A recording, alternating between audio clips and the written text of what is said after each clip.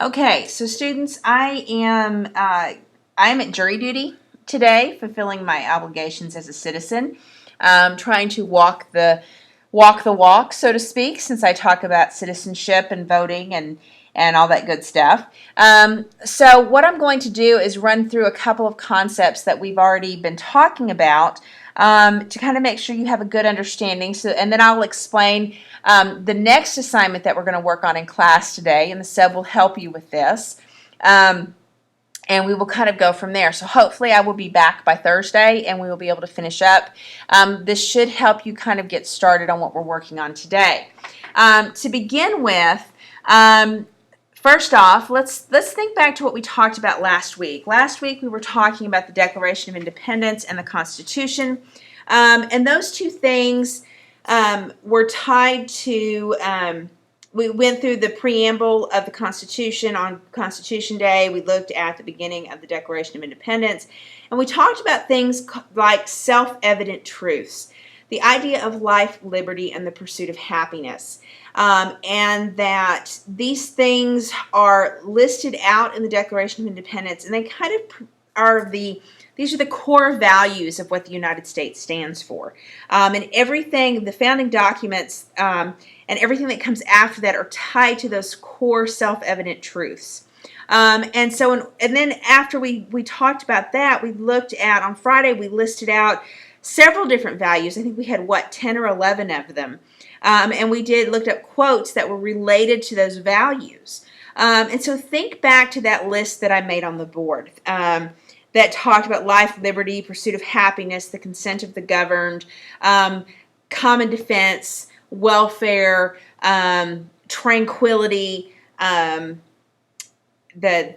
all that pops into my head right now. I think I'm missing one. Liberty, I think, might be the one I'm missing. And so think about that list of terms. And this week we're going to be looking at a particular individual named Alexis de Tocqueville, who created this. He was in France, and he was frustrated by the fact that that the democracy really seemed to struggle in France, and he couldn't figure it out. Why is it so much more successful in the United States? And so he came to the United States and studied here for a while, and really observed society and traveled around to get a better understanding of how democracy works in the United States. And he really came up with kind of an analysis that looked at some of the strengths and some of the weaknesses of our democratic system.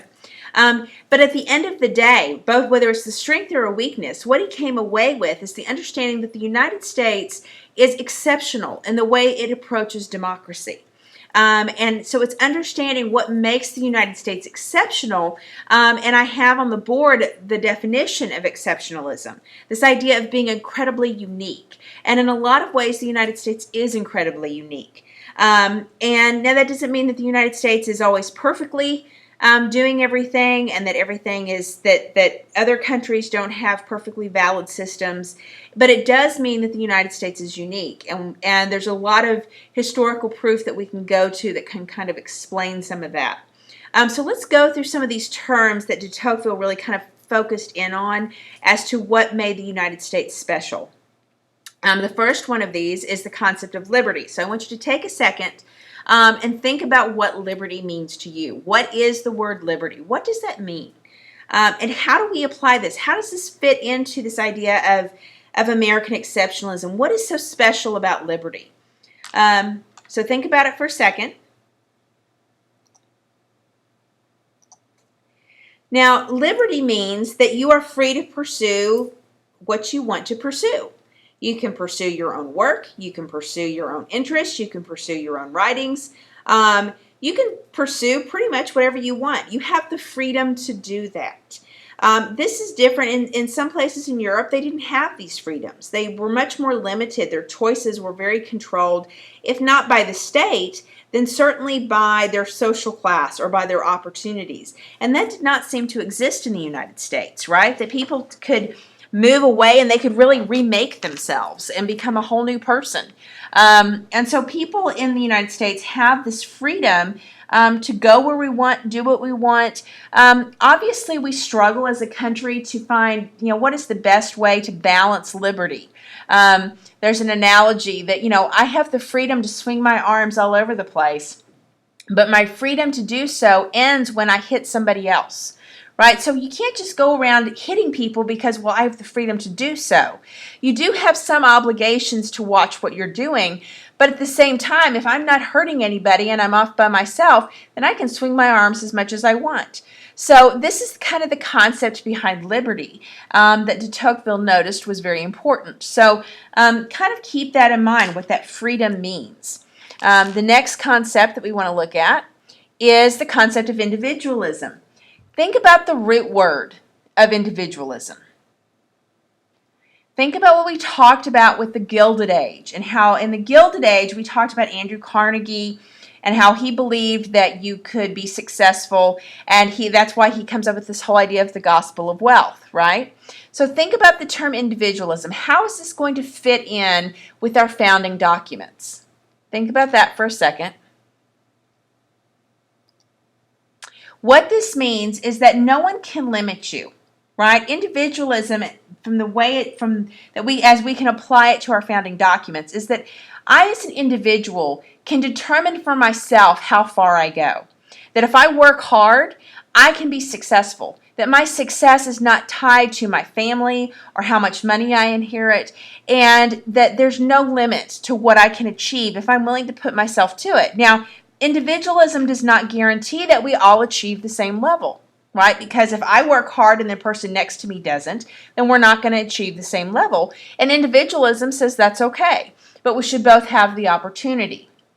Now, obviously, there's some people, and we can look, if you think back to the unions that we looked at in the Gilded Age, some of the problems of the immigrants and the people living in the tenements.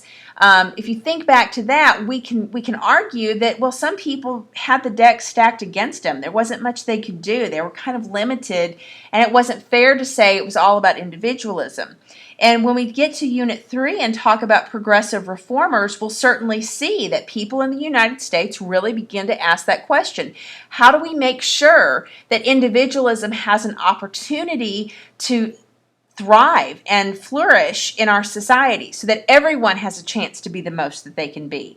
The United States has always struggled with, to what extent do we help individualism and to what extent do we just let it be? It's not a perfect system, but this idea, this core value, is tied very directly into our Declaration of Independence and into our Constitution. That's what life, liberty, and the pursuit of happiness means. I can pursue my happiness with as much effort as I want to pursue it, and I can find success trying to do that. So keep in mind what that term means. Now, the next term is a big term. It's called egalitarianism. It's tied to a French word. It essentially means equality, right? No social class distinctions, no deference to the rich by the poor. What Alexis de Tocqueville was noticing was that in the United States, we don't have these set social classes where there's a nobility or, that anybody who works hard can rise up in social class, that how you're born doesn't keep you at one level where there's no hope of ever getting beyond that. We all have the same equal chance, essentially. And he recognized this as being something that was very valuable to our democracy. Now, the next term to think of is populism, and I want you to think about that a second. What is the root word of populism? We certainly talked about the Populist Party in the Gilded Age, which was a group of farmers that got together and said, yeah, we all have the same problems. We need to form a political party. If you think about populism, populism is tied to popular, right? Popular could be what the popular will is. If you remember to last week, I talked about the Declaration of Independence and the consent of the governed, and I mentioned last week that this was tied to populism.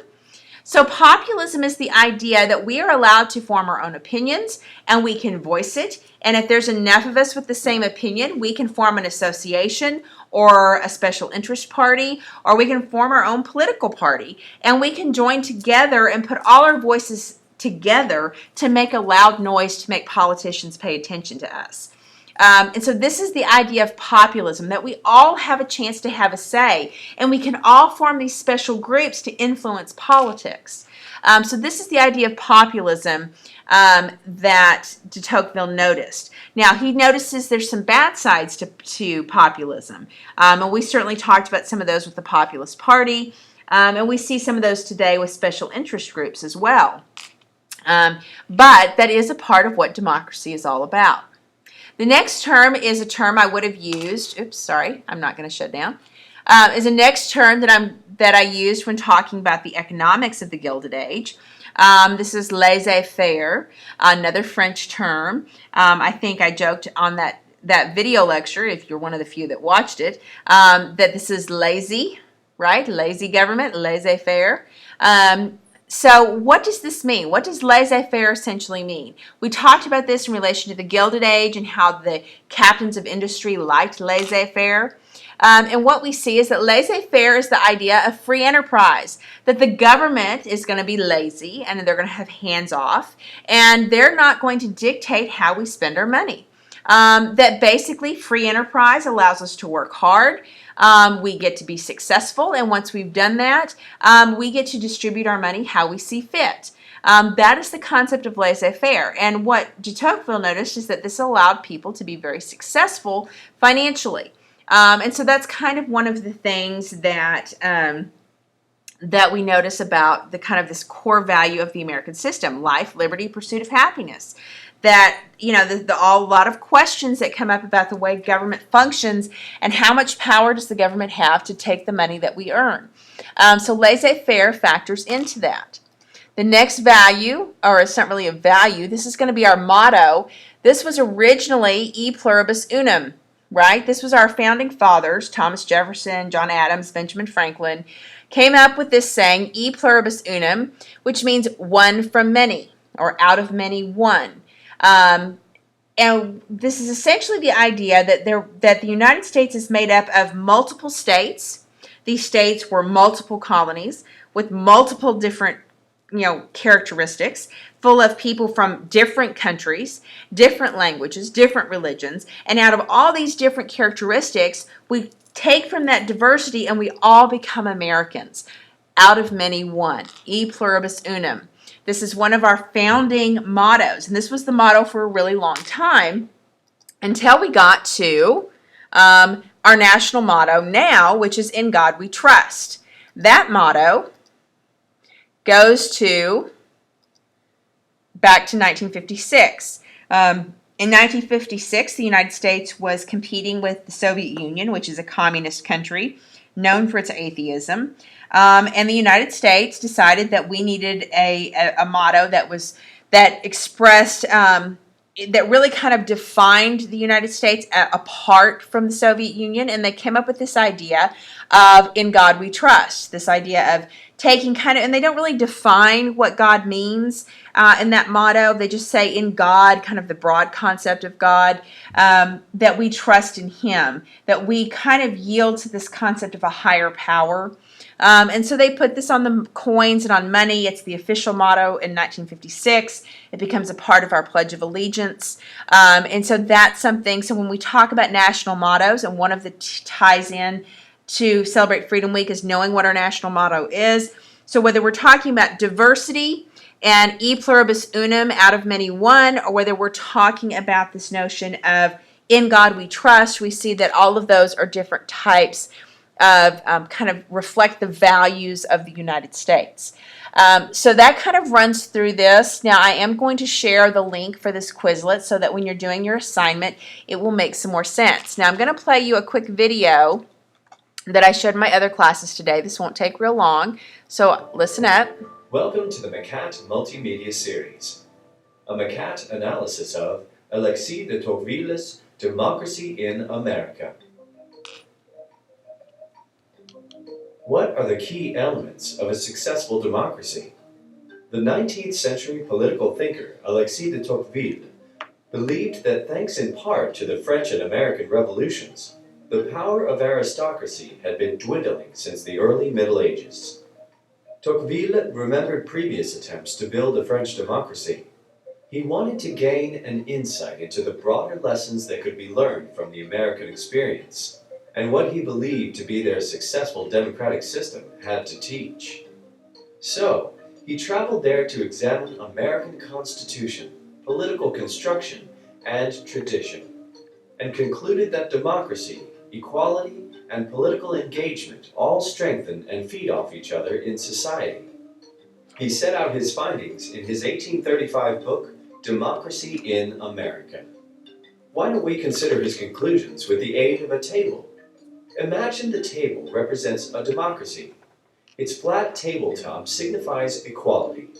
A sloping table doesn't work well, just like an unequal society causes problems for democracy. Tables can accumulate lots of clutter. Just as Tocqueville believed democratic countries increase the potential for societies to become materialistic and individualistic. If the clutter on the table goes unchecked, it could pile up so much that the table can't be used.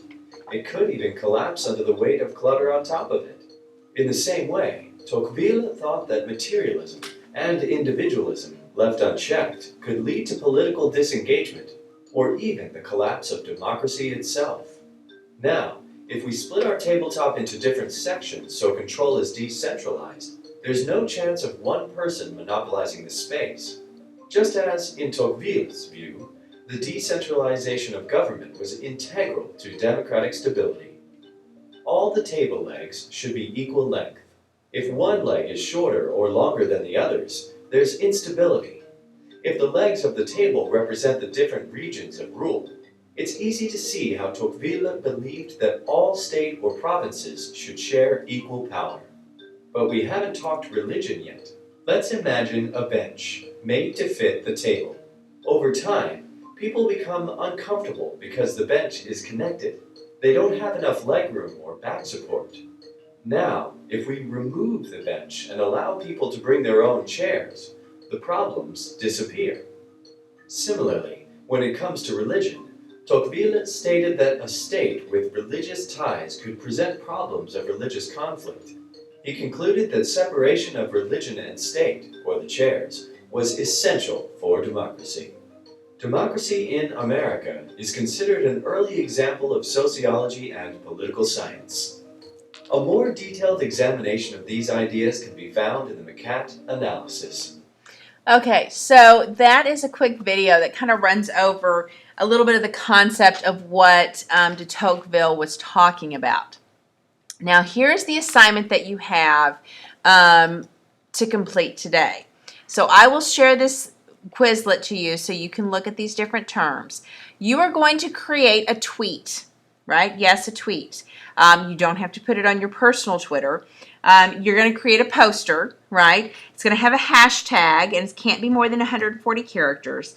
It needs to be a tweet that reflects back to one of these values that we see listed here: liberty, individualism, egalitarianism, populism, laissez-faire. You can also connect it to our mottos, E pluribus unum, and God we trust.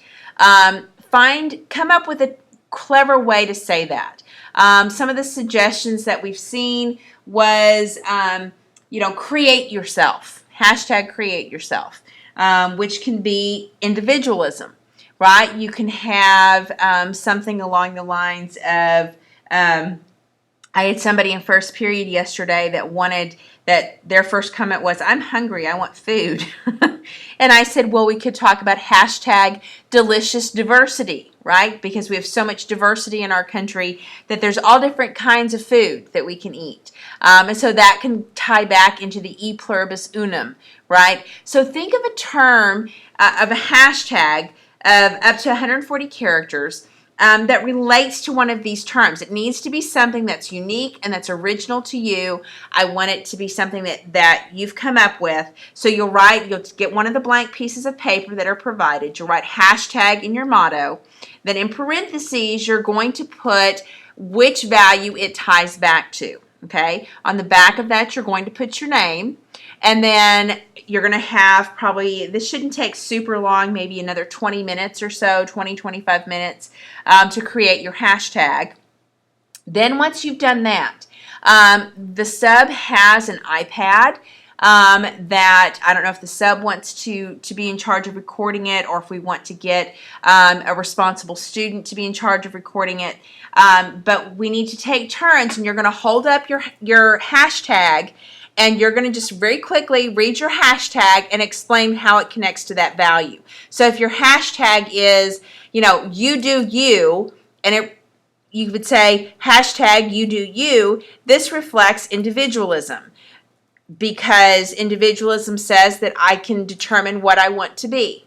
Okay? That's all you have to say. And they'll record that, and then the next person will come up. And you can stop. The iPad will keep up with it, so you don't have to keep a continuous recording. You can hit pause and then start it over again.